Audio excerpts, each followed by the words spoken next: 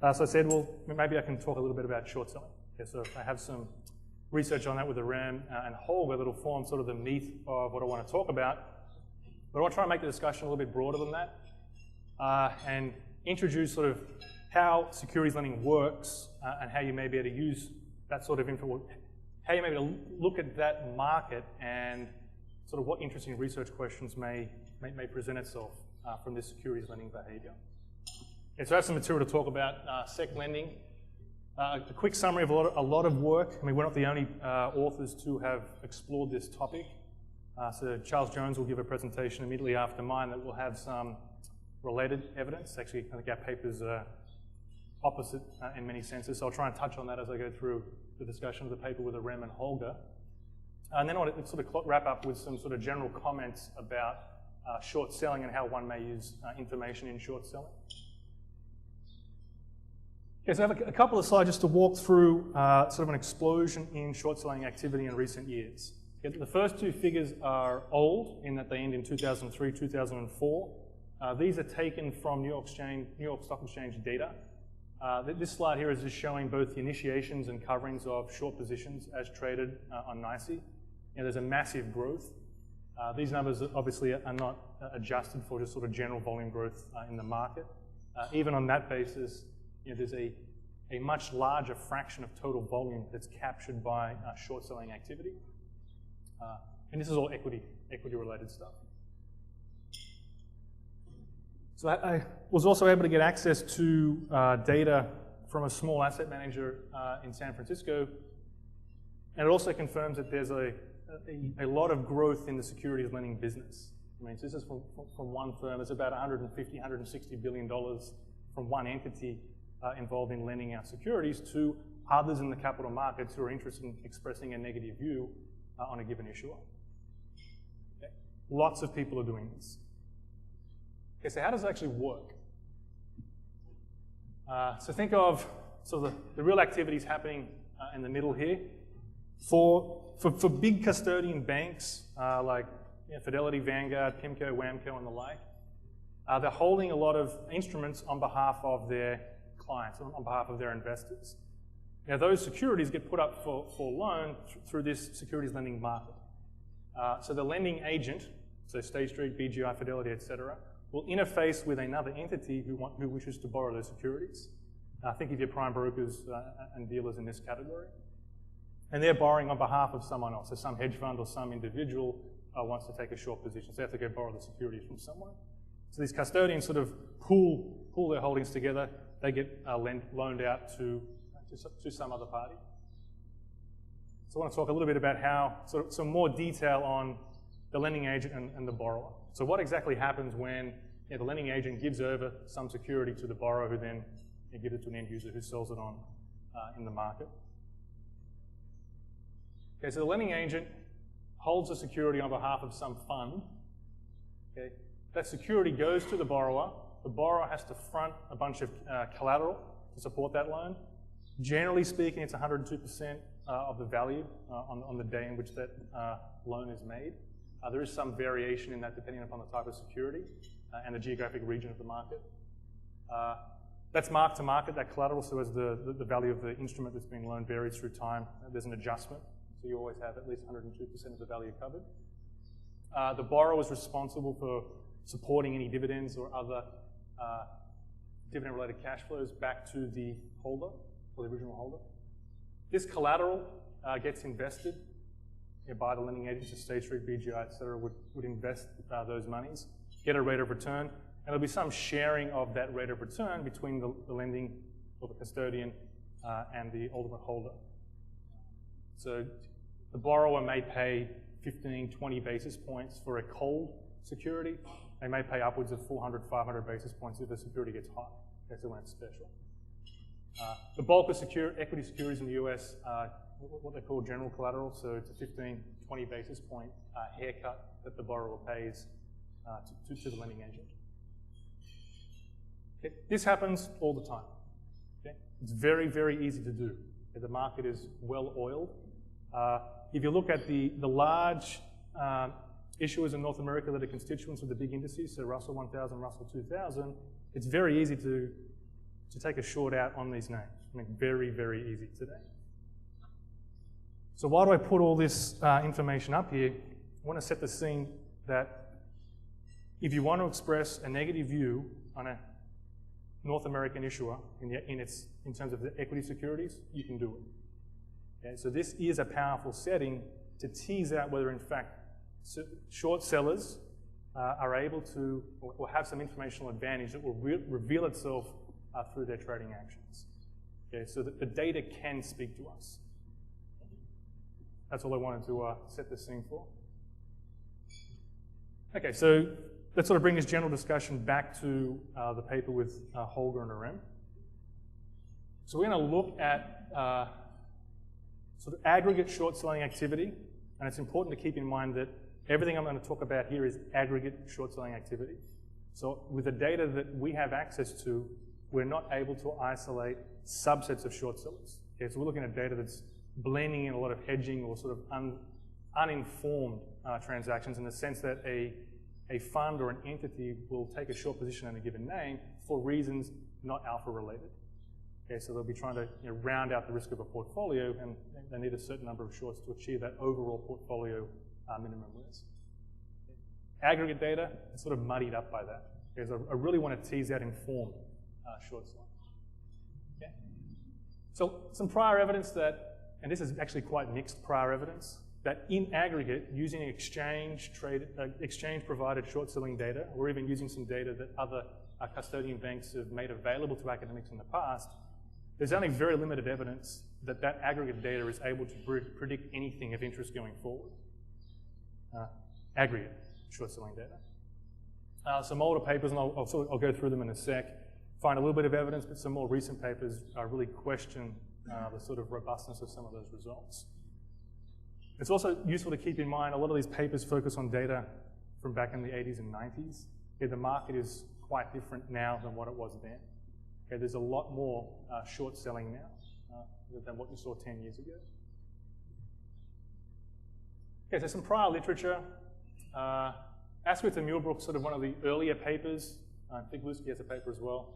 Some of the earlier papers looking at aggregate NYSE short selling. Do they predict future excess stock returns? Okay. All discussions about risk adjusting returns, just ignore. I'm going to assume that we have an agreed upon risk model.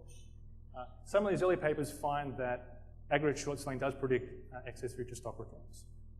Hamang, who's here, has a paper using some NASDAQ aggregate short selling and finds some evidence in that market. Patty, Richard, there's actually 4 other papers. So Patty, Amy, and Lisa have a paper on, again, aggregate short selling data. What is that correlated with? Yes, it's correlated with a bunch of fundamental variables. So book to price, things like that. So yeah, cash flow to price. The short sellers appear to be looking at information that we already know is correlated with future excess stock returns. So sort of piggybacking on known anomalies, for want of a better word. Okay, a recent paper, this is now actually in Journal of Financial Economics, Asquith, Puthock, and Ritter. Go back and sort of question some of these, especially this paper here, given it's just some overlap in the author set, that this relation between aggregate short selling data and future excess stock returns is a very fragile result, driven by very small firms with very low institutional ownership. Not a robust result. Okay, so this is all data using monthly aggregate short interest reports provided by the exchange. The beauty of this data is, so it's good in one sense and bad in another. It's bad in that it's low frequency, you get one number a month, but it's very good in that it's aggregate. Okay? At a point in time, this is the total number of instruments that were shorted for a given name. That's it, one number a month. Some other potential sources of the data, okay, which have their own sort of pros and cons. If you're able to get access to data from an equity lender, so you know someone at a custodian bank who has a lot of this data and they're willing to make it available for academic research. So Adam Reed's looked at this and he's going to present later today. And Chris Gatesy and Dave Musto have piggybacked on this data a lot. Actually, they have a... Is Adam's around? Are you on the paper with Chris on the securities lending and the voting? Yeah, okay. Yeah, they've... What's that? Oh, Susan's on that paper as well, okay. So do a plug for one of Adam's papers. There's an interesting, this is unrelated to predicting sort of future excess returns, but there's some very interesting patterns in security, especially equity securities lending around voting dates for interesting proxy contests. Yeah, so I find that stuff pretty cool. Okay, so Adam has had access to data from an equity lender back in sometime in 99, 2000. It's a narrow window, say 6-9 months of data, very high frequency. You're getting to track sort of at the loan level. If someone comes in, one of the lenders, go back to the earlier slide, borrows a security, fronts some collateral, and you get detail at the loan level. Okay, so you can do a lot of rich analysis with that. It's not publicly available, so you need to have a relation with one of these custodian banks. It's very high frequency, which is good. Yes, you can generate some very powerful tests with this. Not too much is being done with that in linking future excess stock returns. High frequency data, so some exchanges, actually in Australia, the Australian Stock Exchange provides tick-by-tick data available electronically, and any sale that is marked as short is recorded as such. Okay, so you will know as a trade happens whether it was a short sale or not. Okay, in a very short window, you see a drop.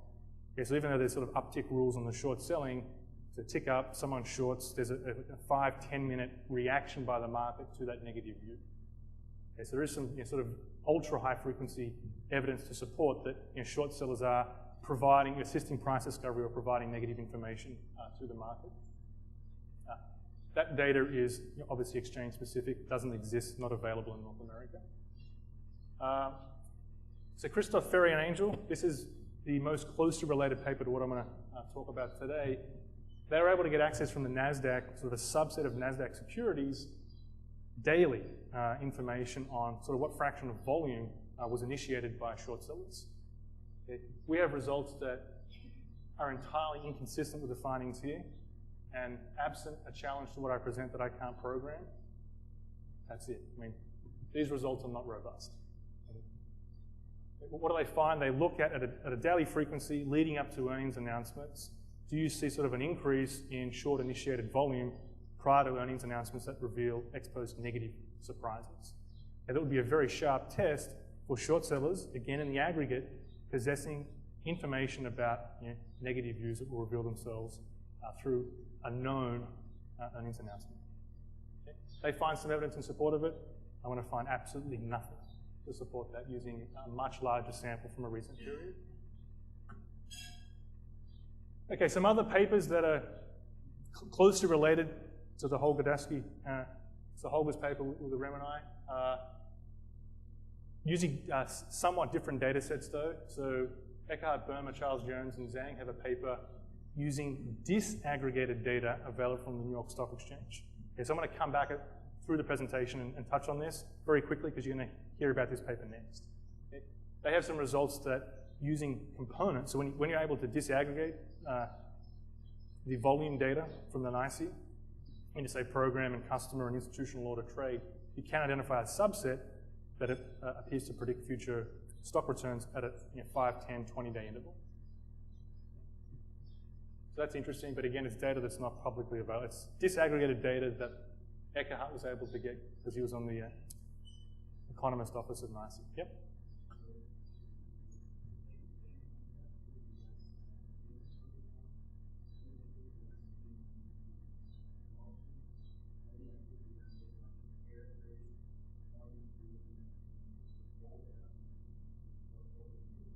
Sure. Scott, completely agree. Can you make sure that you repeat the question so that A, the video gets it, and B, for anybody else? Okay, sure. So the question that's asked is, I sort of made this point up front, the data I'll be talking about is aggregate data. Okay, there are many reasons why an entity would short a security. Okay, I would like to be able to track information-driven shorts only, i.e. I have a negative view on a stock, I'm going to short that security because I think this is a piece of crap. Okay? If I can measure that in aggregate, that's the perfect construct. Okay? We don't get that data.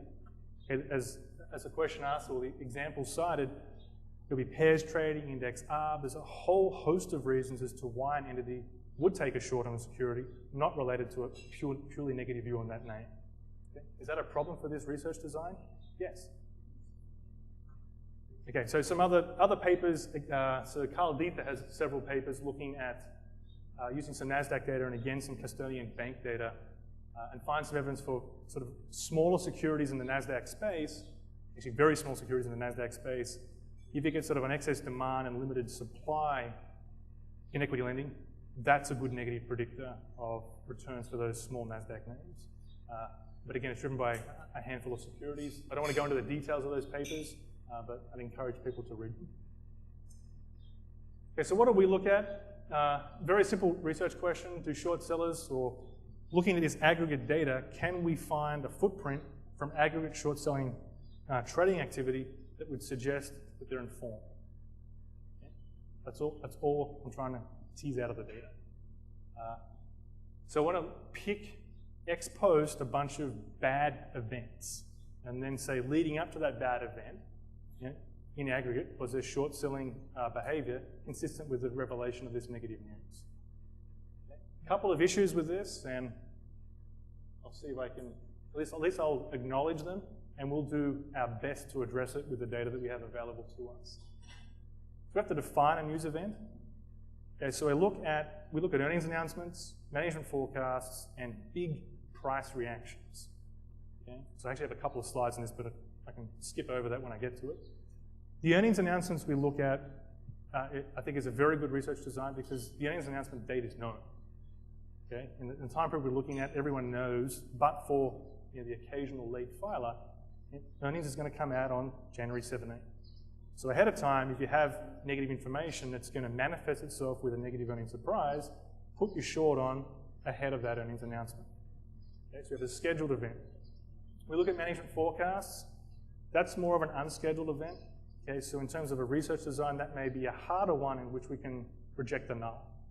Okay, it's not known exactly when management will release their forecast. So that may be that is a harder null for us to reject. Then we thought a lot about what about some other events that might be of interest to us? So, FDA approves or denies drug trials, class action lawsuit announcements, earnings restatements, fraud, etc.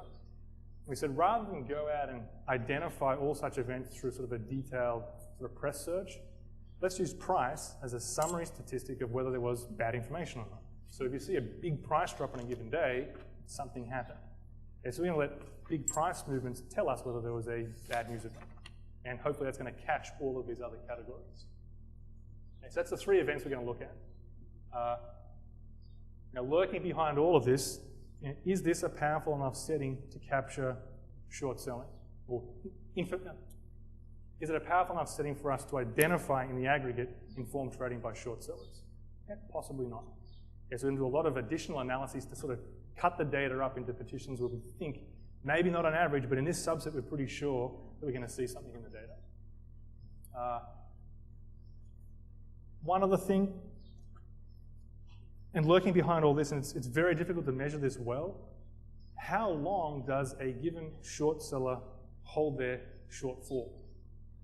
Okay, if you look at the exchange, so the monthly data from the exchange, it's impossible to work this out. All you know is on the third Thursday of the month or whatever it is, X shares were held short. You roll a month forward, well, Y shares were held short. You've got no idea how many initiations and coverings happen between those two snapshots. Now, with the data we have, which is from the NYSE volume summary files, we'll know every day what fraction of volume to the extent it was traded over the SuperDot platform. So it's not all NYSE volume, but a large subset of it. We'll know total new shorts between those two exchange reports, but we don't know the coverings. Okay, so you can back out a turnover statistic that will say, so on average, what's the holding period for a given short? It's about 30, 35 days. If you go and look at sort of the turnover of funds that are long short, 200, 300, 400% in a year. That's sort of suggesting somewhere between 2 and 4 months is the average holding period for a long short equity portfolio. So maybe it's 2-3 months is, on average, how long a given short is held for. Okay, so when we're looking at these events, very close to the bad event, maybe it's unrealistic to expect people to get in 2 days before and then get out 2 days after. Okay, so you may be asking too much of the data. Okay, so we try and look at longer windows around these bad events.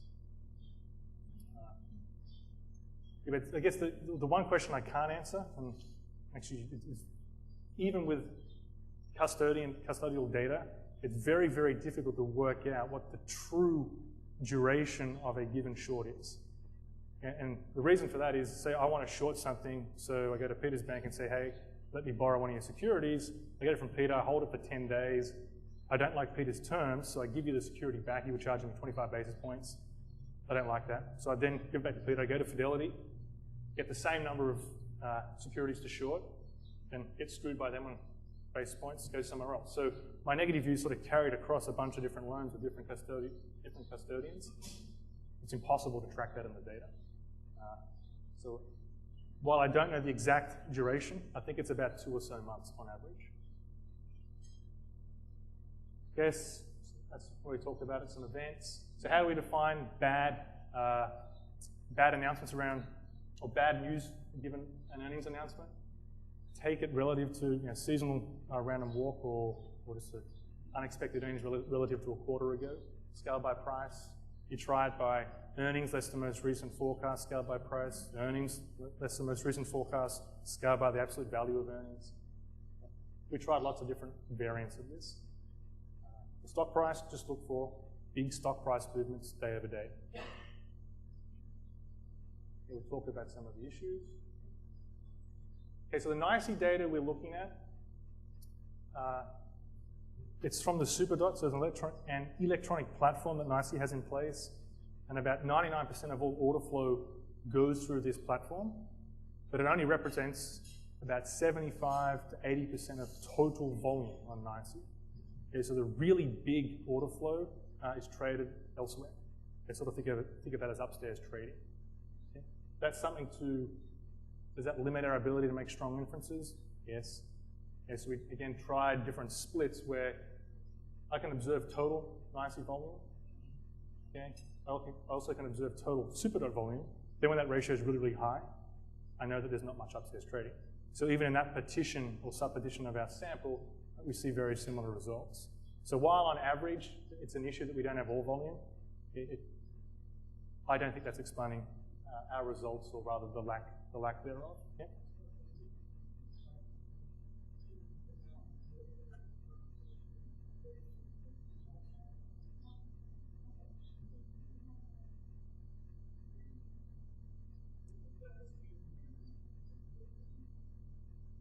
Okay, I completely agree. So the question asked is the fact that, or the statement rather, that the fact that I don't have all volume on SuperDot isn't really a problem, because the type of volume that goes upstairs is basically liquidity provision. It's not necessarily informed views. I agree with that. We're saying maybe there's something that's correlated with something else that it could explain why we don't see a relation.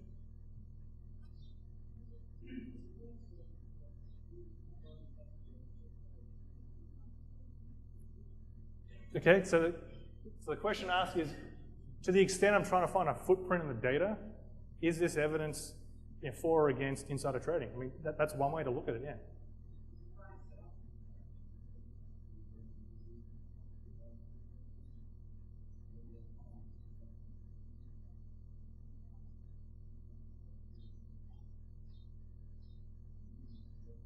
Yep. Sure. I mean, in a more general, if you're looking at, say, future returns and holding aside sort of the risk associated with those returns, the extent to which aggregate short selling information predicts that, that's sort of a summary statistic of all information.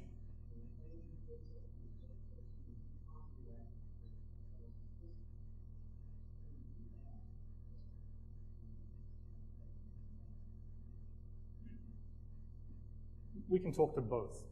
So it's more a statement. So, is the research, so with our research design, am I limited to making inferences solely about short sellers trading on inside information, or can I say more than that? Looking at trading around sort of earnings announcements, management forecasts, big stock price drops, that's closer to, you've really got to have some very private information to know that revelation of bad news. Is that close to inside trading? Yeah, possibly. We've also got some results, and this will touch on the next paper, to what extent, if I aggregate up this short-related volume, does it predict future stock returns over the next month or so? There's a little bit there.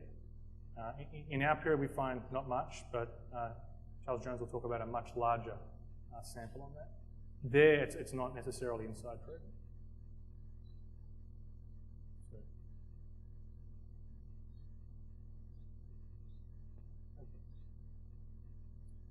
Okay, so the sample, it's all NYSE securities for a 12-month period, 2004 to 2005.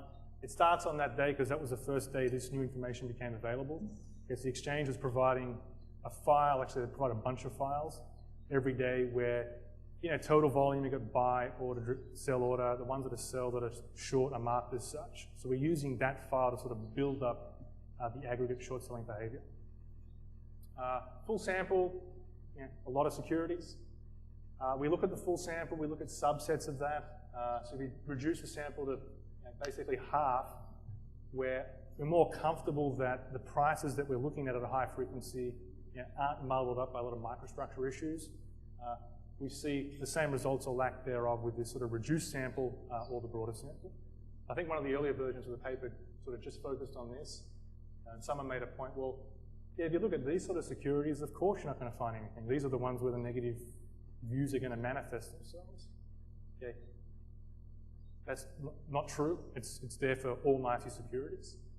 Well, the lack of a relation between aggregate short selling and our bad news events is there for all NYSE stocks. Okay, so just quickly, about 10 minutes. There are some descriptive statistics in the paper. You can read at your leisure.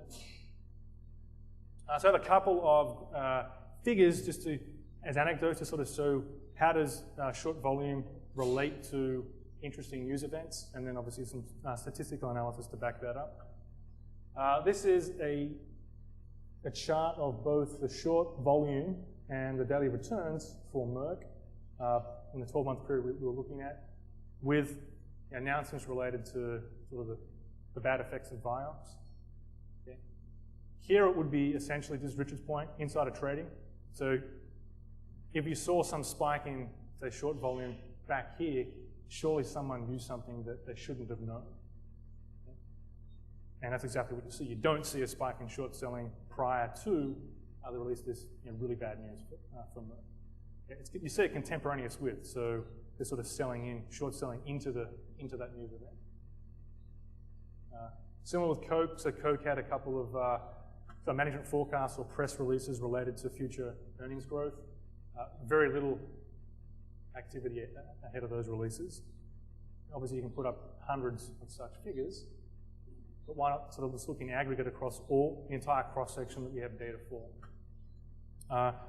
So we're looking, so the aggregate statistic we're looking at is from that NYSE volume summary file, total volume that's related to short selling each day, okay. Tracked relative, so day 0 being the bad event. That could be the earnings announcement, the management forecast, or the day in which there was a large drop in stock price. And just see what's the distribution of that short measure across the 3,600 securities we have, T days either side of that event. This is giving you the mean, the median, and the interquartile range for that aggregate short activity. Yeah, maybe there's a little peak. They're just looking at trying to tea leaf read from a figure, and maybe there's a little peak a day out, but not much. There's a lot concurrent with the earnings announcement. Yeah?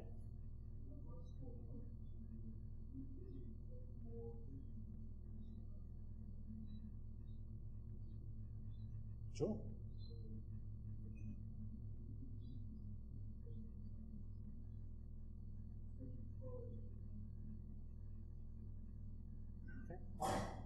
Yeah, so Ray's making a point that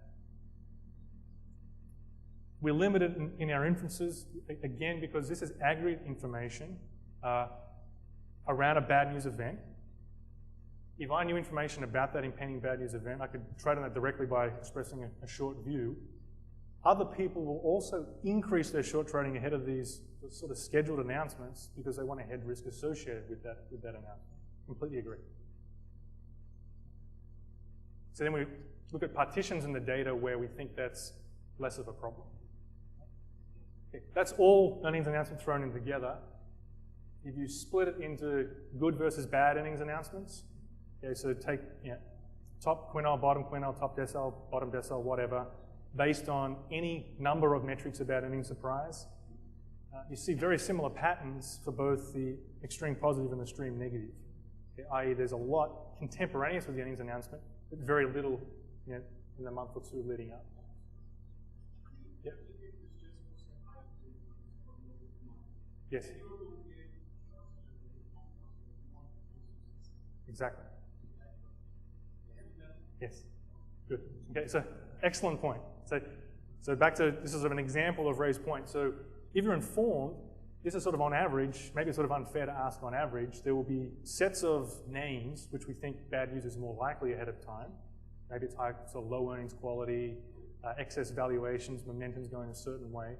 Condition on that, and then repeat this exercise. And yes, we've done exactly that. And we still don't see much of anything. Same thing with management forecasts. We can read that in the paper. So one way to sort of get at the statistical significance or lack thereof of this relation is to see the extent to which these aggregate short measure moves ahead of the return associated with that earnings announcement. So we expect to see, if you knew the return, this is the bad news that's going to manifest itself around the earnings announcement or the management forecast. If you knew that ahead of time, this number's going to go up. You'd have more shorting ahead of this bad news revelation. So we expect a negative sign on this. This, you might ask, why did we choose this specification as opposed to any one of a number of other specifications? This is exactly the same specification in the Christoph, Ferry, and Angel paper. They would choose the 913 NASDAQ securities back in 2000. We get a positive, but not significant, so essentially a zero result here. They had a negative coefficient. We're interpreting this in aggregate, no information that short sellers are expressing their negative views ahead of these events.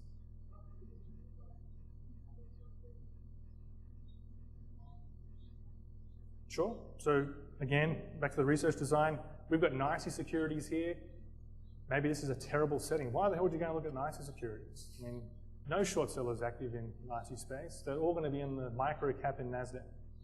Okay, that's a critique.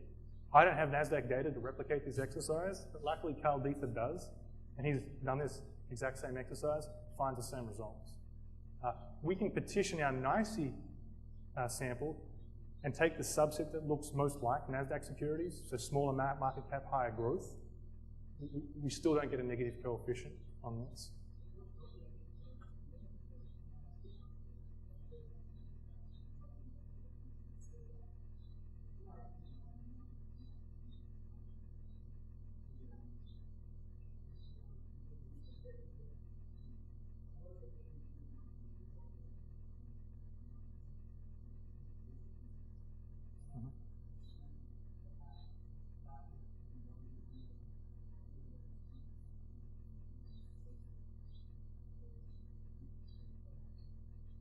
Okay, so the question gets back to microstructure differences between NASDAQ and NYSE. NYSE more a specialist-driven market, NASDAQ electronically traded. The data we have here is off the SuperDot platform. That is an electronic platform. It's all electronic order flow driving the trades that we observe. So that's going to be less of a problem here, more so in that upstairs group, sort of the non-SuperDot stuff.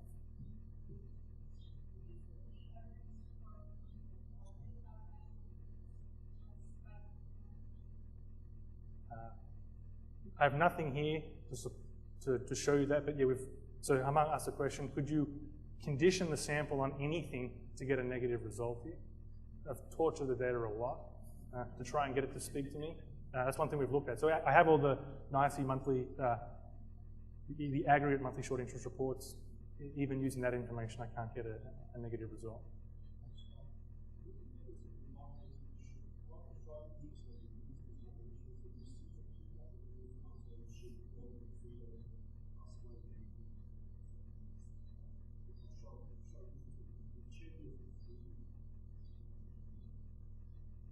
Say that one again, please.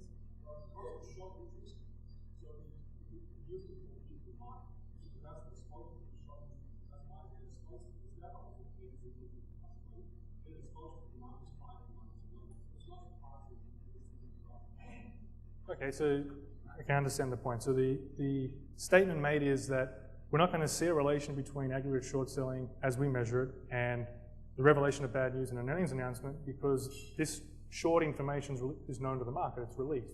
So whatever information was in here, it's sort of built into the price back here. In theory, that sounds like a potential explanation for the results. You still see large price reactions to the earnings announcements. So even to the extent that there could be some anticipation or building in of that information from the short sellers ahead of time, there's still a substantial shock or surprise when the earnings come out. Okay.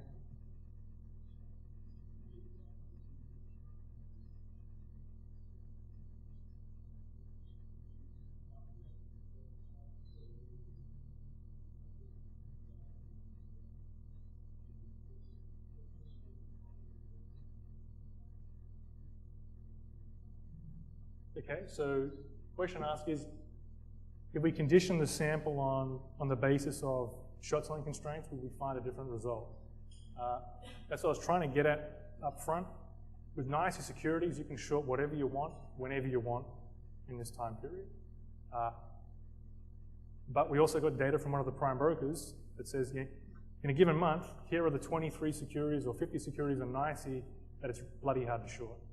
Throw those names out, you still see a similar pattern, you see exactly the same thing.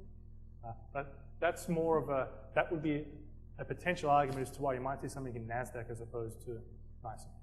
Scott, I'm going to ask you to finish up in about 2 to 3 minutes, and we'll let questions carry over, and Charles and Kumar, they know shorts too, so they can answer the carryover questions. Sure, okay.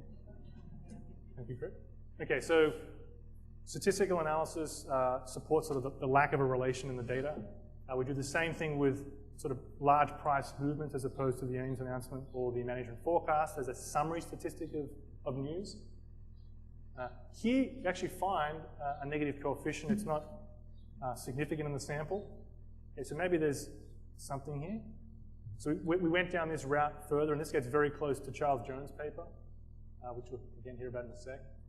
I'm going to skip over this. So the portfolio analysis. So rather than looking at aggregate short behavior day by day in advance of this news event, just pick a day, sort all firms in the cross-section on the basis of what sort of the aggregate short volume leading up to that sorting day, and look at those portfolios and just track excess returns of those portfolios going forward.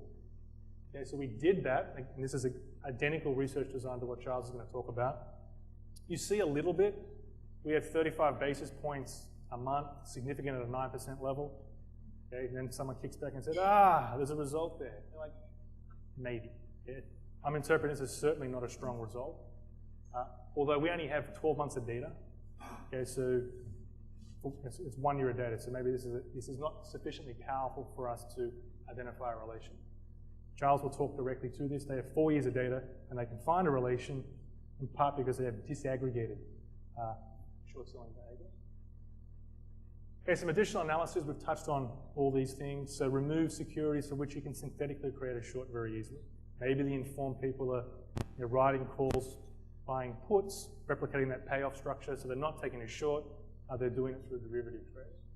Now look at the smallest firms, low growth firms, low followed firms. See, we see very similar things. So I have like 20 seconds to wrap up.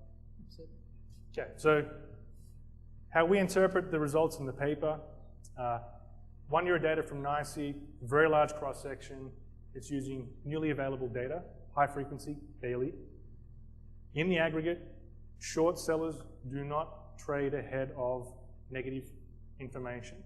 An interpretation of this, as Richard has already suggested, is that there's no insider trading. Okay, that may come as no surprise to people. I'd like to have a stronger inference than that, and we've run many subsets where it's not necessary that there be insider trading, it's just that they have an informational advantage relative to everyone else in the market. Okay? We cannot pick that out in the data, given the aggregated data that we have. Thank you.